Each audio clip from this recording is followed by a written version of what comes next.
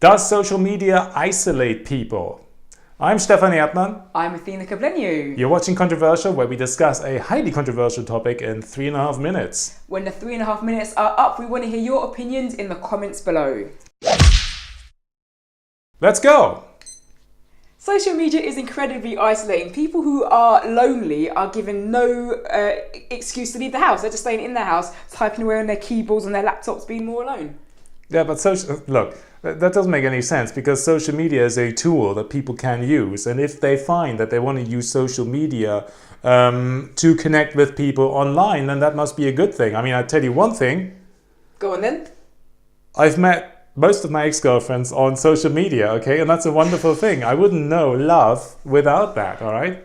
Well, that's a good thing for you, but for some people it's not a great thing. You said it connects people, it connects bullies with people that they're trying to intimidate, and you can get bullied anywhere you want. I mean, it just depends. I mean, I got bullied in school for a few months. But the scale of being bullied online is worse. You get trolls. There are kids like, you know, doing really horrible things to themselves because they can't deal with the online bullying. Now, it's true that that goes on, but I can tell you, bullying by a person that's actually there punching you in the face can be a lot harder to deal with than somebody sending you emails or messages on Facebook, you know?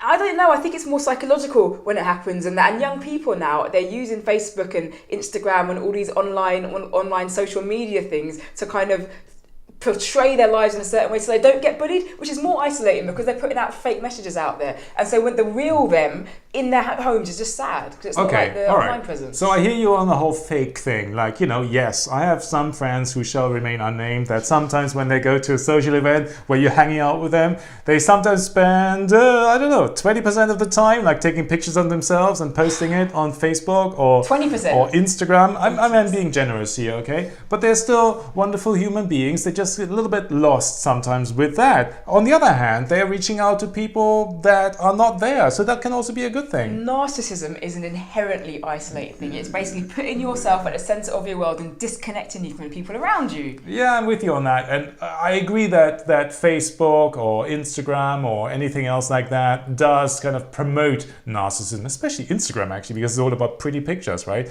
But it all depends on how you use it. I just believe you can't blame the platforms for how people use it. And I think most people use it in the way that it's intended, to connect people. It's not blame, it's identifying where the platforms aren't really helping people out. Narcissism not only is it isolating, it's taking people out of the moment that they're in and keeping them in their own brains. You could be at a concert with your friends, but you're not with your friends, you're with your phone, staring at it. That's isolating. Yeah. You're taking yourself out of the moment that you're in. Sure, but don't you think it also becomes a bit of a, like once you got used to it, once you've done it for a while, doesn't there come a moment when you realize, oh, this stuff isn't that important, and then you get over it? And I notice this with a lot of my friends, that they sort of do that for a while, and then they realize that actually it's more fun to actually really be there. And, that hasn't happened. That has happened in the minority of times. Well, if anything, people are using social media more. People are using social media to wish people they don't know happy birthday. This is incredibly isolating. You don't know that person. Well, what if you have no other friends and somebody wishes, you get 50 people on Facebook telling you happy birthday? It still makes you feel better than if nobody says happy birthday to you. I remember when people used to give you cards, when people used to meet up with you. I remember when you used to have a birthday party, everyone would come. Now they're like, oh, well, just say happy birthday online. Well, why don't you come to the event that I'm organising?